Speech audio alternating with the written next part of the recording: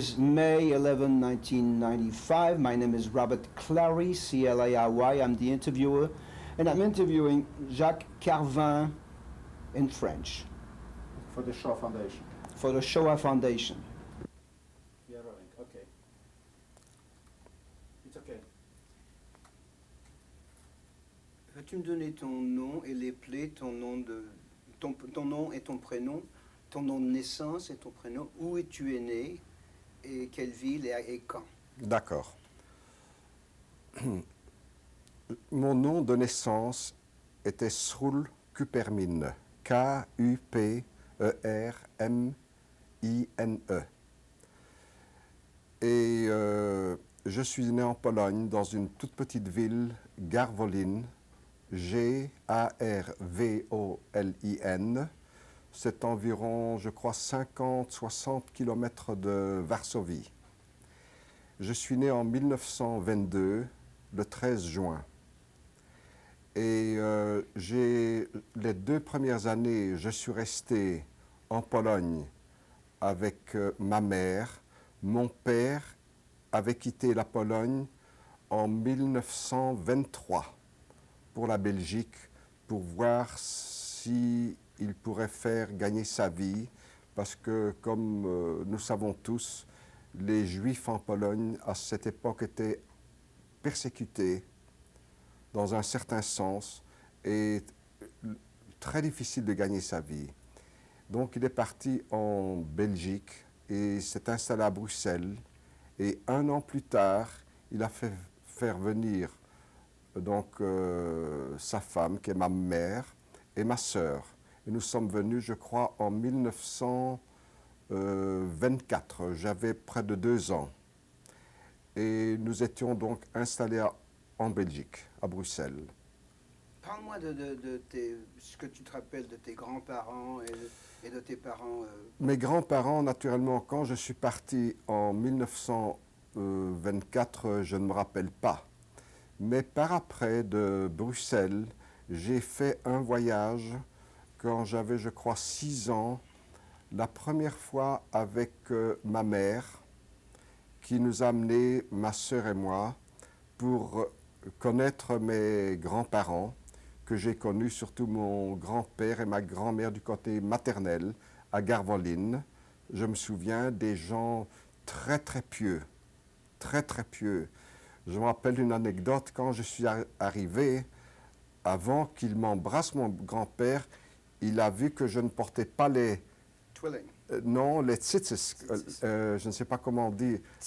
Il a vu, et je me rappelle, il a commencé à être agité contre ma mère. Comment ça se fait que je ne porte pas des... Ça, c'est une anecdote que je me souviens très, très bien. Et naturellement, j'ai connu là-bas donc ma grand-mère. Ils avaient un verger et faisant la culture des fruits. Je me rappelle toujours un verger immense et j'allais d'arbre en arbre, des cerises, des pommes, tout ce que je pouvais. Ça, je me rappelle. Quelle langue que vous parliez là? Avec mes grands-parents, le yiddish. D'ailleurs, en Belgique, je parlais toujours avec mes parents le yiddish. Et j'allais... oui, je parlais le yiddish avec mes parents et avec ma sœur, naturellement, le français. Ma sœur avait 2 ans, un peu plus de 2 ans de plus que moi. Elle était née en 1920. La deuxième fois que je suis retourné en Pologne, je crois que c'était 3-4 ans plus tard, vers 10 ans, j'avais 10 ou 11 ans, avec mon père. Et là, j'ai connu la famille du côté de mon père. J'ai connu ma grand-mère. Mon grand-père, il était mort, il a été tué par des Polonais quand mon père était très jeune. Il était un marchand de chevaux. Il allait à des foires vendre un de chevaux. Et en revenant d'une des foires, ils l'ont tué pour le voler, pour lui prendre la recette de la journée. Et il a été tué. Je n'ai jamais connu mon grand-père. Mais j'ai connu des tantes, des sœurs à mon père, et des frères à mon père, et beaucoup de nièces, parce que mon père était d'une famille de il avait 11 frères et sœurs. Et ma mère, de son côté, elle avait également 11 frères et sœurs, Ils sont tous restés en Pologne? tous en Pologne. Nous sommes les seuls qui sont partis en Belgique. Alors les fêtes les fêtes de Pâques ou Purim, il n'y avait pas de famille. Il n'y avait pas de famille, non. Nous n'avions pas de famille en Belgique. On était, nous quatre, nous étions. Est-ce que votre père était religieux aussi? Non, mon père n'était pas religieux. Il allait, je me rappelle, on allait pour Yom Kippour à la synagogue, mais ça s'arrêtait là. Il n'était pas religieux. Non. Où ça en Pas- Belgique? La synagogue. Non, non, où ça en Belgique? À Bruxelles, nous habitions à Bruxelles. Religieux, non, mais je ne m'appelle pas qu'on célébrait Pâques, mais pas strictement religieux, non. Mais moi, quand j'étais petit, mon père m'envoyait, à part l'école communale belge, qui est obligatoire naturellement, j'allais à l'école pour apprendre le yiddish à écrire et à lire, ce que je suis toujours capable de faire. Le yiddish à l'école, j'allais, oui. Et naturellement, mes parents, nous étions de classe très moyenne. Mon père était cordonnier, Comment il s'appelait? Zelek Kupermin, et ma mère s'appelait Malka, et ma sœur Esther, mais on l'appelait Rosette, on l'appelait. Elle ne voulait pas qu'on l'appelle Esther. Ah. Et À cause de l'antisémitisme ou- non, on ne sentait pas l'antisémitisme en Belgique. Je ne me souviens pas j'étais très petit, mais on était embarrassé qu'on sache qu'on est juif. Ça, je me souviens. Les noms, on était, enfin, c'était. Alors, moi, j'allais à l'école de l'année, quand j'ai eu 6 ans, qui était obligatoire jusqu'à 12 ans, à l'école communale, qui n'était pas très loin de là où nous habitions. Et ma sœur a fait les mêmes études, et ma sœur, après, elle a été au lycée Émile Jacquemin, et elle voulait absolument, elle poursuivait des études pour devenir pharmacienne. Malheureusement, avec les événements, elle n'a jamais pu terminer ses études. Après, quand j'ai eu jusqu'à l'âge de 12 ans, j'étais donc dans cette école, je m'appelle l'école communale, le boulevard du Midi. Et quand j'ai eu 12 ans, mes parents, nous avons déménagé de ce quartier qui était près du centre de Bruxelles. Et on a été habité à Saint-Josse de qui est un... Saint-Josse. G-O-S-S-E. C'est Bruxelles. Mais on a déménagé parce que mon père a loué un magasin là-bas. Et il faisait la cordonnerie et aussi les réparations et vendre des chaussures, un peu des chaussures. Ma mère, elle était couturière et elle était assez connue parce qu'elle travaillait tout sur mesure. Elle faisait pour la communauté juive. Elle était connue comme une très bonne couturière. Et mes parents étaient de classe très moyenne, travaillant très dur pour nous élever tous les deux. Et, ta mère était à son compte? Pardon? Ta mère était à son compte? À son compte, mais dans l'appartement, elle faisait tout. Et ton père avait des employés? Non, tout seul. Il a le magasin, c'est-à-dire la maison que nous habitions, c'était donc à la rue Traversière 43. Il y avait le magasin. Derrière le magasin, ce n'est pas comme aux États-Unis. On a le magasin, on habite ailleurs. Là-bas, on habitait dans la même maison. On avait donc le genre de salle à manger derrière le magasin, la cuisine. Et au premier étage, ici on appellerait deuxième étage, nous avions donc 2 chambres à coucher. Et voilà comme ça se passait. Tu partageais la chambre à coucher avec ta sœur? Avec ma sœur, exactement. On était encore très jeunes, oui. Et à ce moment-là, j'allais dans une autre école, dans la même rue que nous habitions, l'école moyenne, on appelait, que de 12 à 14 ans. Mais entre-temps, j'étais très attiré par la musique classique. Et ma mère m'envoyait donc chez un professeur privé de violon. Et je crois, j'avais assez de talent parce que mon professeur me poussait beaucoup. Et il a voulu absolument que je me fasse rentrer au conservatoire de Bruxelles, qui était très difficile de rentrer. Il fallait être assez adepte, assez fort. Qu'est-ce qui t'a attiré à la musique classique? Quand la télévision n'existait pas, mais quand il y avait donc la radio, j'étais plutôt attiré par tout ce qui était classique. Malgré que j'étais très jeune et je ne fréquentais pas des petits copains ou des amis qui étaient versés dedans, mais j'avais une attirance. Et ma mère, surtout, la pauvre, me poussait beaucoup là-dedans. Et à ce moment-là, mon professeur, que j'ai oublié le nom, m'a fait connaître le plus grand professeur de Bruxelles, qui était Alfred Dubois, très connu, un grand concertiste. Et j'ai eu une entrevue avec lui et il a été d'accord avant que je rentre au conservatoire de Bruxelles, de me prendre pour quelques mois, 6-7 mois, pour me perfectionner, pour pouvoir passer l'examen d'entrée au conservatoire de Bruxelles. C'était dur? Oui, c'était assez dur, mais je l'ai passé. Je l'ai passé et à ce moment-là, je faisais partie de la classe d'Alfred Dubois, qui était une très grande, très important, parce qu'il y avait tous des élèves du monde entier qui venaient là-bas, qui avaient assez de talent. Tu voulais en faire ta profession? Je voulais en faire ma profession, oui.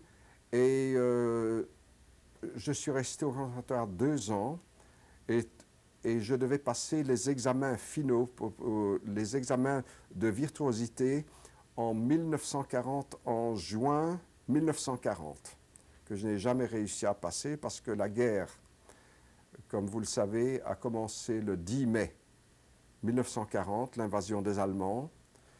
Et à ce moment-là, c'est un autre chapitre, comme nous avons fui la Belgique.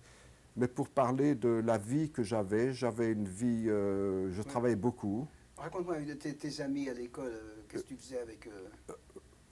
Mes amis, j'avais quelques bons amis.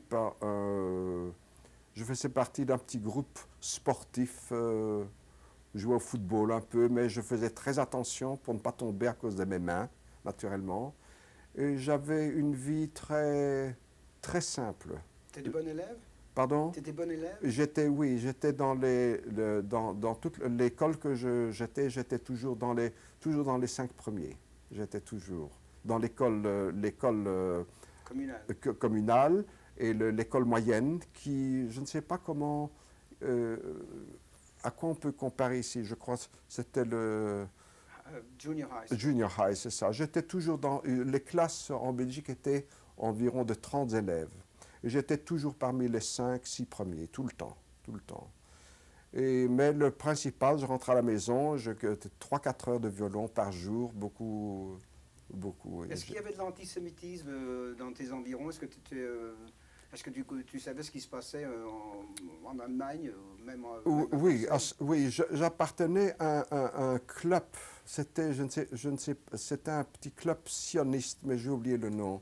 J'allais là pour être avec mes amis. Et de là, on parlait beaucoup de ce qui commençait à se parler déjà depuis 1933 en Pologne. Mais je ne sais pas. Ça t'a pas effrayé? J'étais jeune, non, je ne pensais pas à ça. Et je ne crois pas que mes parents pensaient beaucoup à ça non plus, parce que sinon, on aurait fait comme beaucoup des gens, partir en 37-38.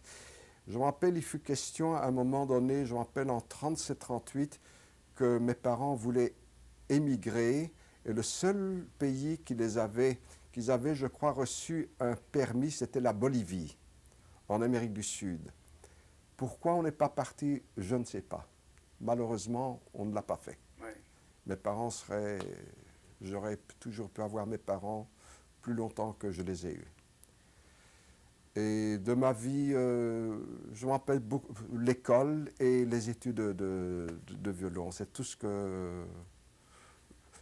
Et on était riche, pas du tout, mais on pouvait se permettre tous les ans, je me rappelle, mais nous partions à la côte belge. Je me rappelle toujours à Blankenberg, c'est près d'Ostende.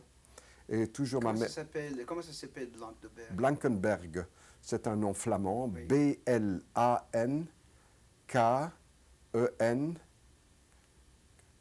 Blankenberge, je crois, ou Ghe, je ne me rappelle pas. Et tous les ans, on louait un appartement. Mes parents louaient un appartement. Et ma mère, ma soeur et moi, nous partions là-bas pour le mois entier. Et mon père venait le Le mois, week-end. c'est quoi, le mois d'août? Le mois d'août tout le temps, oui. Et mon père venait le week-end nous rejoindre. Et c'était je me rappelle, c'était la première fois que j'y étais. Je ne savais pas ce que c'est la mer. Et quand je vois cette étendue d'eau, je me rappelle toujours, on me disait que c'est salé. Je dis, c'est pas possible que de l'eau soit... Je me rappelle toujours, j'étais dans l'eau, mettre mon doigt. Je me rappelle une petite anecdote une vie simple, mais... Ils t'envoyaient pas dans les colonies de vacances? Oui, ma sœur en a envoyé... Bravo. Ma sœur en a envoyé... J'ai même une photo, je crois, d'un camp de vacances qui c'était à Wenduin. Ah, faut appeler ça. Wenduin, à côté de Blankenberg. Wenduyne. Et c'était sponsored, comment on dit, c'était... Ah, je pense que c'est bien pour moi, je aucune oui, idée comment on dit ça en français. par le baron, c'est un baron juif Baron de Rothschild? Non, non, le baron Hirsch de Bruxelles, qui lui donnait tout l'argent pour que des gens pas trop aisés pouvaient se permettre de... J'ai été une fois, je me rappelle aussi, dans une colonie de vacances, oui. Je me souviens très bien, oui. Un mois j'étais, et ma soeur, je crois, elle a été 2 ou 3 ans suivants. Ça lui plaisait? Oui, elle aimait beaucoup, oui. C'était à la plage toute la journée avec des petites copines, et oui. Et moi, je me rappelle toujours, oui, je crois une fois seulement j'ai été. Et c'était merveilleux, être avec des petits copains, jouer, le sable. Tu t'es fait des copains pour la vie ou c'était juste des copains Pour la vie, je me suis fait 2 copains. Son nom est Nathan Horowitz, qui a changé son nom aux États-Unis, Caron, que je crois que je t'ai donné le téléphone. Et nous nous connaissions depuis l'âge de, je crois, de 2-3 ans. Ses parents et mes parents étaient des amis intimes. Et comme ils étaient amis intimes, nous, on se voyait, quand on se réunissait, j'étais toujours avec lui. Je le connais depuis l'âge de 2 ans jusqu'à présent. Et il habite aux États-Unis? Il habite aux États-Unis, à Orange, et c'est un garçon qui a beaucoup passé. Il a été... Orange, c'est en Californie. En Californie, oui, près d'Anaheim, près de Disneyland. Au sud de Los Angeles. Exactement, à environ 30 miles, 48 km, 50 km de Los Angeles, oui. Et quel était l'autre copain que lui avait? Et l'autre copain, qui était plus âgé que moi, il venait, je l'ai connu dans l'organisation, une petite organisation sioniste, et il était un des leaders. Il avait, je crois, 7 ou 8 ans de plus que moi, et il a survécu les événements. Il a été déporté, mais il a sauté du train avec sa femme. Il était déjà marié. Et il s'est caché en Belgique le restant de... Il s'est évadé du train. Du train, oui, du train de Malines. Il y avait le grand... Malines correspond à ce que Drancy est pour la France. C'était le camp d'internement. De là, tous les convois partaient. Et il a eu de la chance de sauter encore avant de passer la frontière allemande. Il a sauté en Belgique et il est resté vivant avec sa femme, oui. Et avec lui, on est resté de très très bons amis. Il habite maintenant en Israël. Nous nous voyons quand je vais en Europe, nous nous voyons. Il vient, je l'ai vu l'année passée d'ailleurs. Il est venu spécialement d'Israël pour me voir et nous avons un très bon contact. J'ai eu beaucoup de copains, malheureusement, ils ont été déportés, ils ne sont pas revenus. Beaucoup, un nommé Henri, Joshua, Beaucoup des petits copains de jeunesse qui ne sont pas revenus. Est-ce que tes parents s'associaient avec des non-juifs, ses amis étaient que des juifs? Non, non, je crois seulement des juifs, oui. C'était... Un genre de ghetto alors? Oui, enfin, ghetto, je ne crois pas, mais enfin, mes parents sont venus, ils étaient déjà donc un peu plus âgés, ils ont très difficile à s'habituer à parler le français correctement. Alors ils avaient ce, comment dirais-je, Accent. oui, l'accent, alors ils évitaient, c'était toujours des amis juifs de Pologne, et ils se voient entre eux, naturellement, des amis, comme nous ici. Moi, aux États-Unis, j'ai pas mal des amis américains, mais la majorité, c'est quand même des gens de Belgique ou de France ou parlant français. L'histoire, Vas-y. oui. L'histoire se répète. Eux, ils avaient leurs amis de Pologne, moi j'ai mes amis de France ou de Belgique. Voilà. Raconte-moi ce qui s'est passé quand la guerre a été déclarée en 1939. En 1939, ça s'est déclaré en Pologne. La guerre a été déclarée en 1939. En Pologne. Je me rappelle, oui, quand c'est arrivé en Pologne, l'invasion des Allemands, mes parents étaient terriblement touchés. Du jour au lendemain, ils n'ont plus des nouvelles de leurs parents, malgré qu'ils écrivaient. Je me rappelle, ils écrivaient parce que moi, j'allais mettre les lettres à la poste tout le temps. Et je me rappelle toujours, ma mère a toujours aidé ses parents. Tous les mois, on envoyait un petit chèque en zloty, qui est la monnaie de... C'est moi qui faisais ça, j'allais à la poste, j'envoyais de l'argent tout le temps. Je ne me rappelle pas le montant, pas beaucoup, mais ça les aidait à... Et depuis 1939, nous n'avons plus de communication avec leur famille. Et naturellement, un an plus tard, le 10 mai 1940, la guerre, un vendredi, je me souviens, une journée merveilleuse qui est très rare en Belgique, un ciel bleu magnifique. La guerre a commencé, je me rappelle, à 6 heures du matin, on s'est tous réveillés, on entendait des bruits, des boum, boum, boum, et on est sorti, on a appris qu'ils bombardaient déjà Bruxelles, ils bombardaient ou les environs de Bruxelles. Je n'ai rien vu comme bâtiment bombardé personnellement à Bruxelles, mais je sais qu'ils bombardaient. Et quand la guerre a commencé... On t'avait donné des masques de gaz? Non, pas du tout. Non, non, pas du tout. Parce que 3 jours plus tard, nous avons quitté la Belgique. On a eu peur de... les Allemands arrivaient en 4-5 jours, ils étaient déjà à Bruxelles. Et ma mère, surtout, elle a voulu éviter d'être sous une domination allemande. On avait peur, on avait déjà une appréhension, on commençait déjà à entendre des bruits on a appris ce qu'ils faisaient en Pologne avec les Juifs déjà, sans savoir exactement les grosses persécutions qui a eu lieu. Donc, nous avons décidé, je crois, 3 jours, mes parents ont décidé, je crois, 3 jours plus tard, c'était vendredi, samedi, dimanche, lundi ou mardi, nous avons été à la gare du Midi, à la gare du Midi, oui. Et là, nous avons pris un train. Il n'y avait pas de destination. Il partait pour la France. Et il y avait... Le 15 mai? Pardon? Environ vers le 15 mai, alors? Non, je crois que c'était avant, vers le 12. Oui. Je crois le 12. Je me rappelle 2-3 jours plus tard. 12 mai 40. Une anecdote, je me souviens. Quand la guerre a éclaté, le 10 mai, je crois le lendemain, j'étais sorti avec mon père, je ne me rappelle pas pourquoi, on devait chercher quelque chose, et un policier belge nous a arrêtés parce qu'il entendait on parler yiddish. Mon père et moi, on parlait que yiddish. Et naturellement, il y avait et pour lui, je me rappelle, il pensait que c'était allemand. Et comme il y avait pas mal de sabotage, on appelait ça, je crois, la 5e colonne, c'est ça, oui, la 5e colonne qui s'était infiltrée en Belgique. Alors, je me rappelle, il nous avait arrêtés, il nous a amenés au commissariat de police à Saint-Josse. Et heureusement, nous avions nos cartes d'identité et il nous a relâchés. Mais je connais des cas des gens qui étaient comme nous déjà 20 ou 25 ans, 20 ans en Belgique, ce qui n'était pas mon cas. J'avais à ce moment-là, en 40, j'avais 18 ans en 1940. J'allais avoir 18 ans en 1940, mais je me rappelle des cas des gens qui ont été pris comme nous pour interrogation qu'on n'a pas lâché, on les a mis en prison.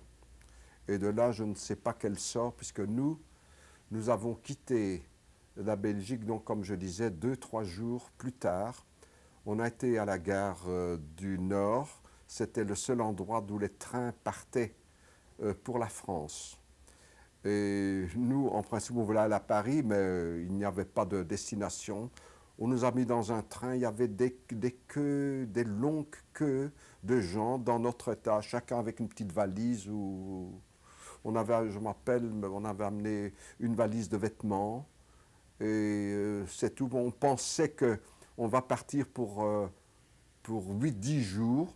Et les Allemands sont repoussés puisque l'Angleterre était rentrée en guerre. On avait confiance qu'ils vont repousser tout le monde. Et pendant 8 ou 10 jours plus tard, nous reviendrons. Nous avons pris une valise. Et c'était la fin. On n'est jamais revenu en Belgique, naturellement. Parce que le train, il a cheminé, je crois, pendant 2 jours. On ne savait pas où on était. Il y a eu des fois que le train s'arrêtait parce qu'ils essayaient de bombarder le train.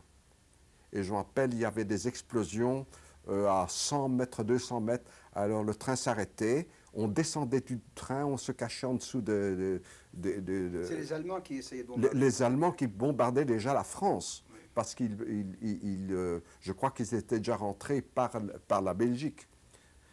Et... je veux demander une chose oui, avant oui, de continuer. Oui. Est-ce que tes parents et toi sont devenus citoyens belges? Jamais, non. Avant, c'est une très bonne question parce que nous avions fait la demande en 1939 et ça prend environ 1 an.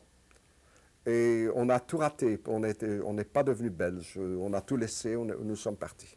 Vous étiez toujours polonais? Hein? Toujours polonais, oui. On avait la nationalité polonaise sur la carte d'identité, la carte d'identité d'étranger. Il avait marqué nationalité polonaise. Et voilà, le train nous a amenés il s'est arrêté dans une petite gare à Touille. Touille? À Touille, T-O-U-I-L-L-E. C'est un petit village. Je ne me rappelle pas si c'est arrêté à Touille ou une petite ville à côté, je ne me souviens plus. C'est en Belgique ou en France? En France. Touille se trouve dans les Basses-Pyrénées, dans la Haute-Garonne. Je crois environ 100 km ou peut-être moins de Toulouse, qui est la grande ville. Et on nous a mis les célibataires, on mettait, je me rappelle, dans une école, et je crois que c'était déjà les vacances à ce moment-là. Et les gens, les familles, on donnait des très vieilles petites maisons, des petites choses affreuses. On va s'arrêter maintenant, on recommencera la deuxième bande.